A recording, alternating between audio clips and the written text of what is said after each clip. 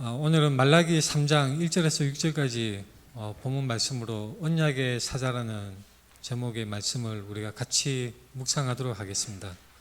말라기 3장 1절에서 6절까지 말씀인데 우리가 한 절씩 제가 먼저 읽고 여러분이 읽는 교독의 형태로 읽도록 하겠습니다. 만군의 여호와가 이르노라. 보라, 내가 내 사자를 보내리니 그가 내 앞에서 길을 준비할 것이요 또 너희가 구하는 바 주가 갑자기 그의 성전에 임하시리니 곧 너희가 사모하는 바 언약의 사자가 임하실 것이라.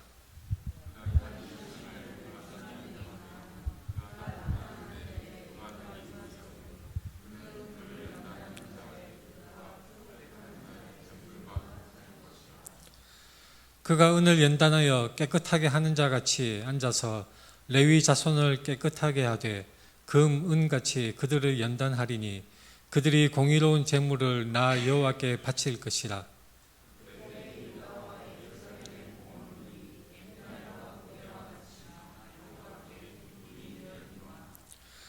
내가 심판하러 너희에게 임할 것이라. 점치는 자에게와 간음하는 자에게와 거짓 맹세하는 자에게와 품꾼에 삭세대하여 억울하게 하며 과부와 고아를 압제하며 나그네를 억울하게 하며 나를 경외하지 아니하는 자들에게 속히 증언하리라. 만군의 여호와가 말하였느니라. 같이 읽겠습니다. 나 여호와는 변하지 아니하나니 그러므로 야곱의 자손들아 너희가 소멸되지 아니하느니라. 아멘. 우리 이 시간 앞뒤 좌우 돌아보면서 함께 인사하겠습니다. 사랑합니다. 축복합니다. 사랑합니다. 축복합니다. 오늘 본문은 말라기 말씀입니다. 성경 66권 중에 39권이 구약 성경이고 27권이 신약 성경인데 구약 성경 39권 중에 가장 마지막 성경이 바로 말라기서입니다. 구약 성경이 이 말라기서를 끝으로 약 400년 동안 하나님께서는 침묵하셨습니다. 이 이스라엘 민족이 여러 환난을 당할 때에 바벨론 포로로 잡혀갈 때에 폭발적으로 하나님의 계시가 하나님의 선지자를 통하여서 엄청나게 많이 말씀들이 주어졌지만 이 말라기서를 끝으로 하나님은 침묵을 하신 것입니다. 그러면 하나님께서 말라기 말씀을 끝으로 더 이상 침묵하셨는데 하나님이 그분의 백성들을 남몰라로 하셨던 것일까요? 그렇지 않습니다. 하나님께서는 말라기서를 끝으로 해서 구약시대를 마감하고 약 400여 년 동안 침묵하시는데 하나님은 오히려 그 성경에 구구절절히 예언해 왔던 바로 메시아 예수 그리스도의 이 땅에 오시는 것을 하나님은 준비하고 계셨던 것입니다. 그런 면에서 이 말라기서는 굉장히 중요한 성경입니다. 이 말라기서는 이스라엘 백성이 바벨론 포로에서 귀환한 후에 성전을 재건하고 유다 공동체로 살아가는 사람들이 성전은 있고 제사는 드리고 신앙 공동체로서 사람들이 신앙생활을 하고 있지만 점점 그 믿음이 약해져 가고 껍데기뿐인 신앙으로 변질되어 가던 때 그러한 때에 이 말라기서가 주어졌던 것입니다. 아마도 BC 460년에서 430년 정도 시대에 이 말라기서가 기록된 것으로 추정이 되고 있습니다. 느헤미야와 비슷한 시기에 아마도 기록이 되었을 것입니다. 지금도 마찬가지지만 당시의 제사장들은 종교적으로 타락해갔고 하나님에 대한 열심보다는 그저 형식적인 그리고 정치적인 어떤 종교 행위를 통해서 자기의 이익을 꾀하고자 하는 그러한 시대였습니다. 우리의 지금 시대와 너무나 비슷한 모습이라고 할 수가 있겠죠.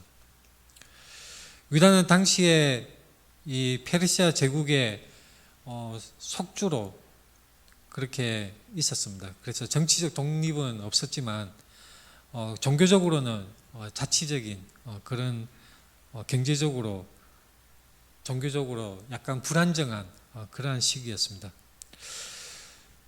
그러한 시기에 사람들의 신앙은 바로 무기력함, 껍데기뿐인 이 외식하는 그런 종교, 무기력하고 개인적인 그런 면에만 몰두하는 그런 모습의 사람들이었습니다.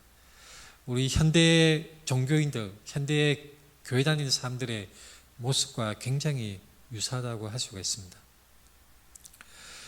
제사장들은 하나님의 말씀을 연구하고 그것을 열심으로 가르쳐야 합니다. 그러나 하나님의 말씀을 연구하지 않고 그냥 형식에 치우치고 말았던 것이죠. 심지어는 그 하나님께 제사 드리는 그 제사 방법조차도 생략하거나 대충 간소화해서 사람 위주로 제사를 드리는 그런 시대였습니다. 그래서 말씀에 규정된 헌금이나 재물을 제대로 드리지 않고 불완전하고 병든 짐승을 바치고 또한 종교 지도자들의 부패가 극에 달했던 그러한 시대였던 것입니다. 백성들도 마찬가지였죠. 이방 민족들과 성경에서 말씀하는 하나님이 명령하셨던 이방 민족과 혼인하지 말라는 그 말씀을 어기고 이방 여자들과 결혼하고 종교적인 혼합주의로 흘러갔던 것입니다. 무엇보다 사회가 양극화되었습니다. 가난한 자는 더욱더 착취를 당하고 그 경제적인 독립을 잃어버리고 종살이로 넘어가는, 가난한 자들은 더 가난해지고 부한 자들은 그 돈을 버는 구조로 말미암아 더욱더 부해져가는 그러한 양극화 현상이 아주 팽배했던 사회였습니다. 지금도 우리가 사는 시대도 마찬가지죠. 이 사회 계층 간의 그 양극화는 점점 세월이 갈수록 더 심해지고 있는 것입니다. 그나마 우리나라는 어느 정도 그 비율이 다른 유럽이나 이런 데 비해서는 작다고 그렇게 주장하는 사람들도 있지만 여전히 우리 사회도 양극화를 겪고 있고 가난한 사람들은 그저 무시하고 아무런 눈에 보이지 않는 것처럼 투명 인간인 것처럼 그저 자신만의 삶, 자신만의 인생에 대해서만 집중하는 그런 모습을 보이는 것이 바로 우리들의 모습입니다. 말라기서에서는 그러한 사람들, 그러한 백성들과 종교 지도자들과 그 유다의 모든 계층의 사람들에게 바로 하나님의 심판의 말씀을 선포하면서 동시에 많은 여느 선지서들처럼 심판과 동시에 회복의 소망을 주는 그런 내용으로 기록이 되어져 있습니다. 여러분들이 말라기서 하면 어떤 말씀이 떠오릅니까? 우리가 성경을 읽을 때에 말라기서 이렇게 하면 어떤 말씀이 제일 중요하다고 바로 머릿속에 딱 떠오르는 것입니까? 말라기에서 가장 중심적이고 가장 핵심이며 가장 부각되어야 되는 그 핵심 구절은 바로 오늘 본문 말씀입니다. 말라기 3장 1절에서 6절까지 말씀입니다. 총 4장밖에 되지 않는 이 짧은 말라기 성경에서 3장 1절에서 6절까지 오늘 본문 말씀은 이 말라기서의 가장 핵심적이고 가장 중요한 그런 구절이라고 할 수가 있습니다. 오늘은 우리 교회가 세워진 날을 기념하는 설립 기념주일이고 또한 동시에 추수감사를 하는 추수감사주일로 우리가 오늘 이 예배를 드리고 있습니다. 아주 뜻깊은 주일입니다. 하나님께서 우리 희망찬 교회 이 믿음의 공동체를 세우시고 지금까지 인도하여 주신 그 하나님의 은혜를 우리가 기억하고 기뻐하고 또한 앞으로 우리가 해야 할 우리에게 주어진 사명에 대해서 다시 한번 되새기는 그러한 시간이 바로 이 기념주일의 의미라고 할 수가 있는 것입니다. 희망찬 교회는 무엇입니까? 이 예배당이 아닙니다. 예배당이 아니라 바로 하나님을 믿고 따르며 예수 그리스도를 주라 시인하고 그분과 연합하며 그분의 명령에 순종하는 하나님의 백성, 하나님의 자녀인 그 믿음의 공동체, 바로 저와 여러분들, 우리 모두가 교회인 것입니다. 희망찬 교회입니다. 우리가 함께 모여 예배하고 말씀을 가르치고 배우고 세상 속에서 복음을 전하는 살아있는 믿음의 공동체, 이것이 바로 교회입니다. 우리가 이곳에 모여 있기 때문에 희망찬 교회로 우리가 하나님 앞에 기도하고 예배 드리고 있는 것입니다. 말라기서의 배경은 바로 그렇습니다. 이런 믿음의 공동체의 정결, 여호와께 순결함을, 성결함을 강조하고 요구하는 그런 내용입니다. 오늘 본문 말씀에서는 특별히 하나님께서 보내시는 두 사자가 언급이 되고 있습니다. 길을 준비하는 사자, 그리고 언약의 사자, 두 사자가 3장 1절에 묘사가 되고 있는 것입니다. 자, 이 내용에 대해서 우리가 바르게 정확하게 이해하는 것이 반드시 필요합니다. 히브리어에서는 이 말라크라는 단어가 있습니다. 말라크. 이 말라크라는 뜻은 바로 사자라는 뜻입니다. 심부름할 사람 자자해서 영어로는 메신저, 소식을 전하는 사람, 보냄을 받은 사람, 그런 의미를 가지고 있습니다.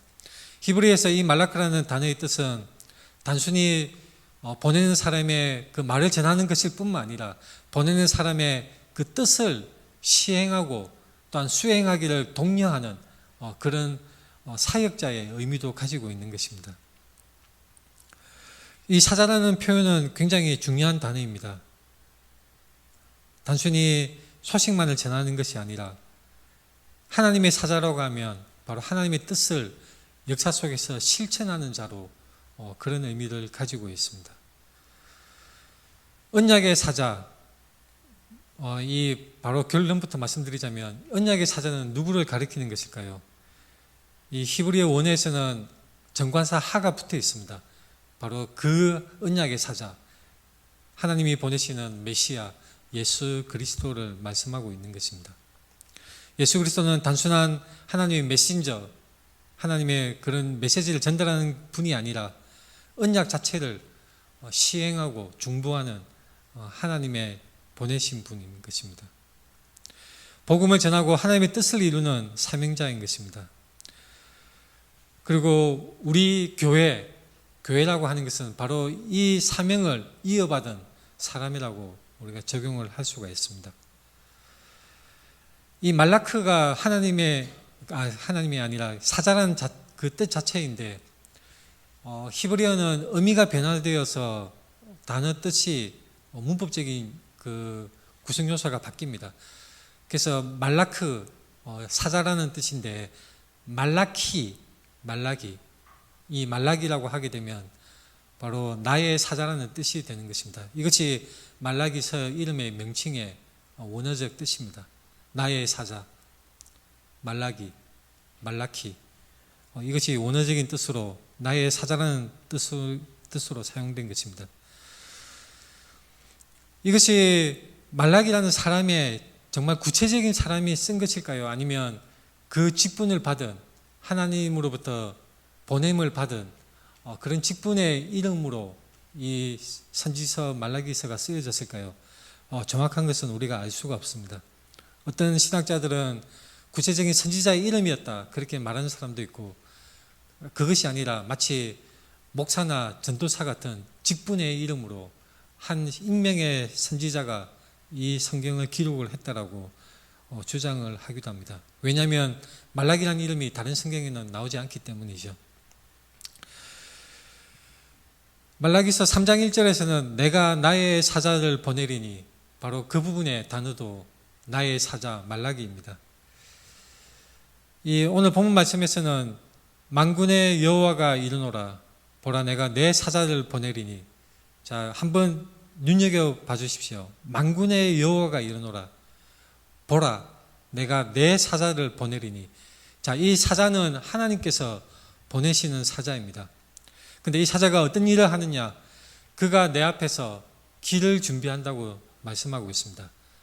내 앞에서 길을 준비하고 또 너희가 구하는 바 주가 갑자기 그의 성전에 임하시리니 하나님께서 갑자기 그의 성전에 임하시는데 곧 너희가 사모하는 바 언약의 사자가 임하실 것이라.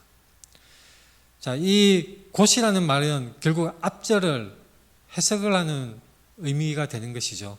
너희가 구하는 바 주가 갑자기 그의 성전에 임하시는데 그분이 바로 너희가 사모하는 바 언약의 사자가 임하실 것이라. 그래서 이 언약의 사자라는 말은 굉장히 중요한 표현입니다. 그저 여느 사람과 같은 그런 것이 아니라 정관사가 붙어져 있는 그 언약의 사자, 바로 예수 그리스도를 지칭하는 것입니다. 구약 성경에 보면 여호와의 사자라는 표현이 많이 나오죠. 여호와의 사자, 거기도 말라크라는 단어가 사용되는데 여호와의 사자 구약 성경에 나올 때에 거기도 정관사가 붙어져 있습니다. 성경을 가만히 구약 성경을 살펴보면 여호와의 사자가 마치 하나님인 것으로 말씀을 합니다. 그리고 하나님인 것으로 사람들로부터 경배를 받습니다. 사람들은 그 여호와의 사자가 천사라고 흔히 생각을 하지만 그렇지 않죠. 천사는 요한계시록에 보면 천사는 하나님의 이름으로 자기 자신이 경배를 받지 않습니다. 그 사도 요한이 엎드려 경배하려고 할 때에 천사가 제지하죠. 오직 주 하나님께만 경배해야 되고 자신한테는 경배하지 말 것을 말씀하고 있는 것입니다. 그러나 구약에 나타나는 그 하나님의 여호와의 사자는 하나님으로서 말씀을 하고 또한 주라고 호칭이 되고 바로 하나님으로서 경배를 받는 그러한 존재로 묘사가 되고 있습니다. 그래서 많은 신학자들은 여호와의 사자를 데오파니, 신의 현현으로 그렇게 해석을 하는 것입니다. 예수 그리스도의 이 현현이다, 나타나십니다. 그렇게 해석을 하기도 합니다. 이 내 사자를 보내는 주의 길을 준비하는 사자가 있고 그 다음에 언약의 사자가 또한 있습니다. 근데 이 언약의 사자도 여호와 하나님, 성부 하나님이 보내시는 것으로 나오게 되는 것이죠. 여호와라는 명칭은 성부 하나님을 가리킬 수도 있고 또는 삼위일체 하나님을 지칭할 수도 있습니다. 문맥에 따라서 우리가 그것을 해석을 해야 합니다. 예수님은 성부 하나님께서 보내신 분입니다. 성령님은 성부 하나님과 성자 하나님이 보내신 분이시죠. 그것이 정통 기독교가 핵심적인 교리로 인정을 하는 내용인 것입니다. 하나님이 보내셨습니다. 하나님이 내 사자를 보내셨고 또한 언약의 사자를 보내신 것이죠. 여기서 말씀하는 나의 사자, 내 사자가 누구를 말하는 것일까요? 하나님은 준비하시는 분이십니다. 그래서 사자를 보내서 준비하게 하시는데 여기서 내 사자, 이 내 사자가 누구를 가리키는 것일까요? 바로 우리는 신약 성경을 통해서 이것이 정확하게 누구를 가리키는지 알 수 있습니다. 바로 침례 요한인 것입니다. 침례 요한인데 이 말라기서 4장에 보면 이런 말씀이 또 있습니다. 보라 여호와의 크고 두려운 날이 이르기 전에 내가 선지자 엘리야를 너희에게 보내리니 그가 아버지의 마음을 자녀에게로 돌이키게 하고 자녀들의 마음을 그들의 아버지에게로 돌이키게 하리라. 돌이키지 아니하면 두렵건대 내가 와서 저주로 그 땅을 칠까 하노라 하시니라. 자, 하나님의 심판의 마지막 날, 심판의 날, 종말의 날에 그 전에 엘리야를 보내신다고 말씀합니다. 엘리야는 우리가 알다시피 불병거를 타고 하늘로 승천한 하나님의 선지자인데 다시 그 엘리야를 이 땅에 보낸다는 말씀일까요? 굉장히 이해하기 어려운 말씀이죠. 아니면 엘리야의 그 영혼이 사람의 몸속에 들어가서 어느 누구누구 몸에 들어가서 엘리야가 된다는 그런 말씀일까요? 제가 이렇게 이상한 질문을 하는 이유는 모 이단 사이비들이 그런 식으로 해석을 하고 주장을 하기 때문입니다. 엘리야의 영혼이 자기 신복 누구에게 그 몸에 들어가서 그 사람이 엘리야이고 바로 침례 요한이고 그 사람이 증거하는 나이가 바로 예수다 이런 식으로 주장하는 사이비 교주들이 너무나 많습니다. 자, 성경은 결코 엘리야의 영혼이 사람 몸에 들어가서 엘리야가 되고 침례 요한이 되고 그렇게 말씀하는 것이 결코 아닙니다. 여러분들은 절대 헷갈리면 안 됩니다. 우리는 성경을 해석할 때에 성경이 해석하는 것을 따라야 되는 것이죠. 성경은 성경이 풀어주는 것이 너무나 많이 있습니다. 마태복음 11장 14절에 보면 이런 말씀이 있죠. 만일 너희가 즐겨받을진대 오리라 한 엘리야가 곧 이 사람이니라. 침례 요한에 대해서 예수님이 하신 말씀입니다. 엘리야가 곧 이 사람이니라. 엘리야가 침례 요한이라는 말씀인데 그 말씀의 의미는 무엇이냐면 누가복음 1장 17절에서 명확하게 풀어서 말씀하고 있습니다. 그가 또 엘리야의 심령과 능력으로 주 앞에 먼저 와서 아버지의 마음을 자식에게 거스르는 자를 의인의 설기에 돌아오게 하고 주를 위하여 세운 백성을 준비하리라. 준비하게 하신 하나님께서 침례 요한을 보내시는데 바로 엘리야의 심령과 능력으로 보내신다는 것입니다. 엘리야의 영혼이 들어가거나 하늘에 승천했던 엘리야가 다시 신약시대에 다시 이 땅에 내려온다는 그런 의미가 아니라 엘리야의 심령과 능력으로 바로 사역자의 그런 역할을 계속 이어서 사역을 한다는 그런 뜻으로 말씀을 풀이해서 우리에게 알려주시고 있는 것입니다. 헷갈리면 안 되죠. 침례 요한은 이 엘리야의 그 심령과 능력으로, 엘리야의 마음으로, 엘리야의 그 사역의 활동의 그 능력으로 하나님으로부터 보내심을 받아서 예수 그리스도의 사역을 앞서서 준비하는 그런 사역을 했던 사람인 것입니다. 오늘날 이 하나님의 사자는 누가 될 수가 있습니까? 바로 우리가 예수 그리스도의 사자가 될 수가 있습니다. 세상에 보내어진 하나님의 편지, 하나님의 메신저, 바로 우리 교회가 하나님의 사자가 될 수가 있는 것입니다. 요한복음 20장 21절에 이런 말씀이 있습니다. 예수께서 또 이르시되 너희에게 평강이 있을지어다. 아버지께서 나를 보내신 것 같이 나도 너희를 보내노라. 예수님께서 제자들을 파송하시는 그런 말씀입니다. 예수 그리스도로부터 보내심을 받은 자, 예수 그리스도의 사자, 바로 그를 따르는 제자들이고 그의 믿음을 이어가고 그 사역을 이어가는 바로 세상의 모든 교인들, 모든 교회들이 바로 예수 그리스도의 사자라고 할 수가 있습니다. 고린도후서에서 너희는 우리의 편지라 우리 마음에 썼고 무사람이 알고 있는 바라 너희는 우리로 말미암아 나타난 그리스도의 편지니 이는 먹으로 쓴 것이 아니요 오직 살아계신 하나님의 영으로 쓴 것이며 또 돌판에 쓴 것이 아니요 오직 육의 마음판에 쓴 것이라. 바로 하나님을 믿는 성도들이 우리가 그리스도의 편지인 것입니다. 우리 희망찬 교회는 세상에 하나님 나라의 복음을 전하고 예수 그리스도의 증인으로서 살아가는 그리스도의 편지인 것입니다. 하나님의 영광을 드러내는 예수 그리스도의 사역자입니다. 예수 그리스도의 메신저입니다. 하나님의 뜻을 이 땅에 실현해가는 사역자이고 그 일을 행하는 하나님의 일꾼들입니다. 예수 그리스도를 증거하는 증인들로 우리가 구별받은 백성으로서 그리스도의 편지로서 그리스도의 사자, 그리스도의 말라크, 그리스도의 편지로서 우리는 부름을 받은 것입니다. 이 언약의 사자에 대해서는 바로 우리가 예수 그리스도라고 제가 말씀을 드렸죠. 예수 그리스도가 언약의 사자입니다. 예수 그리스도는 하나님과 인간 사이에 새 언약을 선포하시고 또한 성취하러 오신 분이십니다. 이 언약의 사자, 이 표현은 단순한 전달자가 아니라 바로 하나님의 그 일을 언약 자체를 이루시는 분, 그런 의미를 가지고 있습니다. 예수님이 성전에 임하십니다.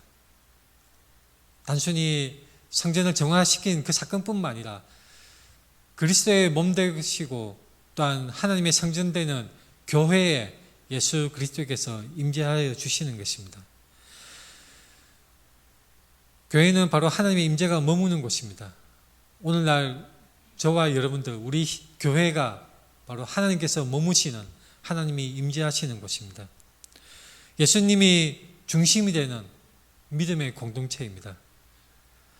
우리 교회가 설립된 이후에 지금까지 예수님이 이 공동체의 중심이 되어 오신 것입니다. 앞으로도 그럴 것입니다. 영원토록 그럴 것입니다. 예수 그리스도가 교회의 머리이시고 교회의 중심이십니다. 결코 사람이 아니라, 건물이 아니라, 특정 직분자가 아니라 바로 우리 성도의 머리 되시는 예수 그리스도, 그분이 교회의 머리이시고 주인이시며 또한 우리의 중심이 되시는 것입니다.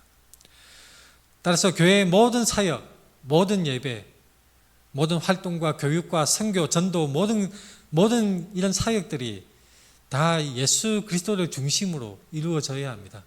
설교도 마찬가지죠.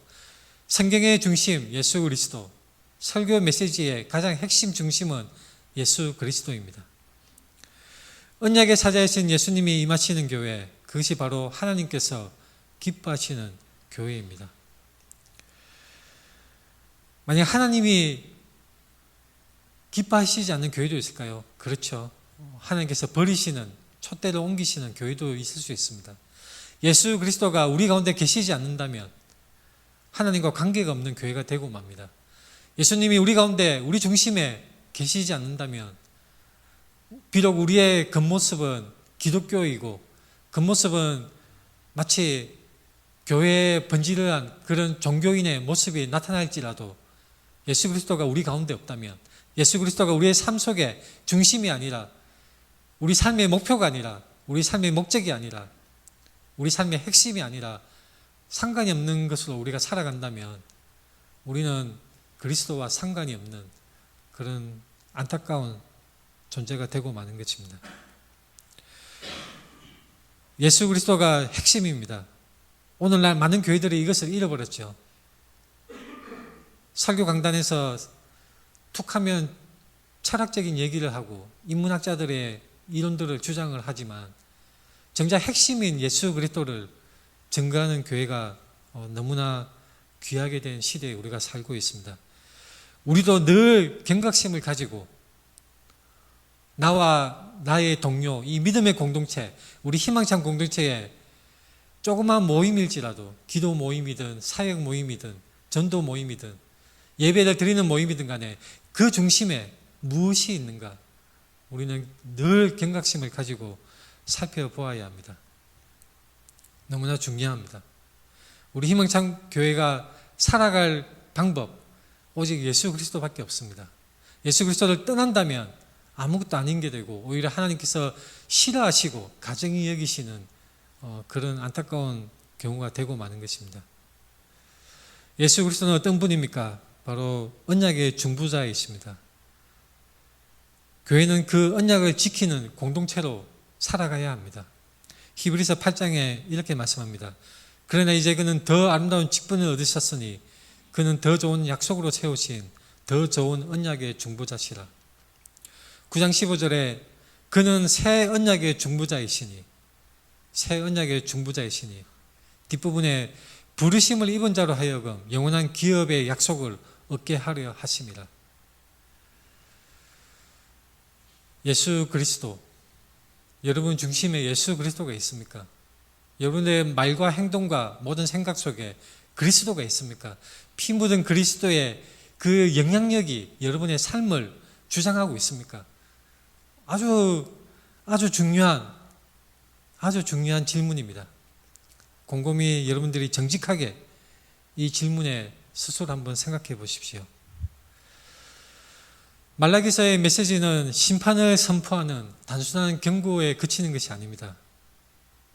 하나님의 언약의 사자를 통해서 또한 우리에게 소망을 주는 그런 메시지인 것입니다. 어떤 소망입니까? 하나님께서 우리를 다듬어 주시고 정결케 하시는 그러한 분이십니다. 침례 요한을 보내신 하나님께서, 또한 예수 그리스도를 보내신 하나님께서 오늘도 우리에게 말씀하시고 우리를 또한 다듬어 주시고 우리의 모난 부분들을 깎아내시는 그러한 분이십니다. 연단을 통해서 고난을 통과하게 하여 주심으로 말미암아, 은혜를 끊임없이 공급하여 주심으로 말미암아 우리가 더욱더 그리스도를 닮아가는 사람으로 자라가게 하시는 것입니다. 우리 희망찬 교회가 이 살아있는 믿음의 공동체입니까? 예수 그리스도가 중심이 되는 교회로 살아가고 있습니까? 하나님의 불변하심을 신뢰하고 정결한 공동체로 우리가 믿음 생활을 진정으로 말씀대로, 성경 말씀대로 우리가 하고 있습니까? 언약의 사자가 오셨습니다. 우리 희망찬 교회도 임재하여 주십니다. 그리고 언젠가 마지막 때에, 종말의 날에 또한 이 세상을 심판하러 예수 그리스도가 다시 오실 것입니다. 그 날을 사모하며 준비하는 자세로 우리는 지금 우리의 삶과 우리의 행동과 우리의 모든 삶의 모습들을 정결하게 하는 노력으로 하나님 말씀 앞에 바로 서야 하는 것입니다. 하나님의 심판의 기준은 너무나 높습니다. 그가 임하시는 날 누가 능히 당하며 그가 나타난 때에 누가 능히 서리요. 금을 연단하는 자의 불과 표백하는 자의 재물, 당시 고대 시대에는 표백하는 자의 재물, 지금 우리 시대로 말하자면 세탁제 또는 비누를 의미하는 것입니다. 깨끗하게 옷을 빨거나 씻을 때 사용하는 것입니다. 은을 연단하여 깨끗하게 하는 자와 같이 앉아서 레위 자손을 깨끗하게 하되 금은같이 그들을 연단하리니 그들이 공의로운 재물을 나 여호와께 바칠 것이라. 하나님 앞에 바로 설 때에 비로소 그 제사가, 그 재물이, 또한 그 드리는 예배가 하나님께서 기뻐 받으시는 예배가 되는 것입니다. 창세기에 보면 가인과 아벨 이야기가 나오는데, 가인이 드리는 제사는 하나님께서 어떻게 하십니까? 아벨이 드리는 제사는 하나님이 어떻게 하십니까? 하나님이 아벨과 그의 제사는 받으셨으나, 그의 제물은 받으셨으나 가인과 그가 드리는 제물은 받지 않으셨다고 창세기에 분명하게 나와 있습니다. 우리가 하나님 앞에 뭔가를 드릴 때에 하나님과의 기본적인 관계가 잘못되어 있으면 하나님께서 받지 않으십니다. 우리가 하나님 앞에 말씀대로 순종하며 영과 진리로 예배드릴 때에, 하나님의 뜻대로 예배드릴 때에, 믿음으로 예배드릴 때에 하나님께서 그것을 기쁨으로 받으시는 것입니다. 말라기 3장 4절에 그때에 유다와 예루살렘의 봉헌물이 옛날과 고대와 같이 나 여호와께 기쁨이 되려니와. 옛날과 고대라는 것은, 옛날이라는 것은 영원한 날같이 마치 창세기 또는 그 이전 시대처럼 순수하게 하나님 앞에 예배드리던 그 시절을 가리키는 말이고, 고대와 같다는 말은 다윗과 같은 그런 언약의 시대에 하나님 앞에 진정으로 순수한 마음으로 드리던, 하나님의 뜻대로 드리던 그러한 날들을 가리키는 말입니다. 그러한 순수한 예배, 그것이 우리 하나님께 기쁨이 되는 것입니다. 하나님께서 싫어하시는 예배가 있습니다. 우리 손에 죄악이 가득하고 우리의 마음이 딴 데가 있다면 하나님께서 우리의 예배를 미워하시고 싫어하실 것입니다. 구약성경에서는 구구절절히 삶의 이 선함, 삶의 공의에 대해서 아주 많이 말씀을 하고 있습니다. 내가 심판하러 너에게 말 것이라. 점치는 자에게와 간염하는 자에게와 거짓 맹세하는 자에게와 품꾼에 삭세되어 억울하게 하며 과부와 고아를 압제하며 나그네를 억울하게 하며 나를 경외하지 않는 자들에게 속히 정언하리라. 고아와 과부 하면 사회에 불쌍하고 소외된 사람들을 대표적으로 일컫는 말씀이죠. 오늘날 기독교가 어떻게 되어 있냐면 그저 개인적인 안락함, 종교적인 위안을 얻는 것으로 전락해 버렸습니다. 사회적인 그런 핍박받는 자들에 대해서는 아무런 관심을 가지지 않고, 가난한 자, 불쌍한 사람들에 대해서 무관심해하고, 그저 나만이 하나님 앞에 어떻게 복을 받을까, 어떻게 하면 내 사업이 성공할 수 있을까, 오직 그것에만 열중하는 사람들의 모습. 우리는 구약 성경을 읽을 때에 철저하게 회개해야 합니다. 하나님의 말씀대로, 하나님의 뜻대로 살아가는 거룩한 백성으로서 살아가는 것은 구원받은 성도로서의 당연한 모습인 것입니다. 믿음으로 구원받습니다.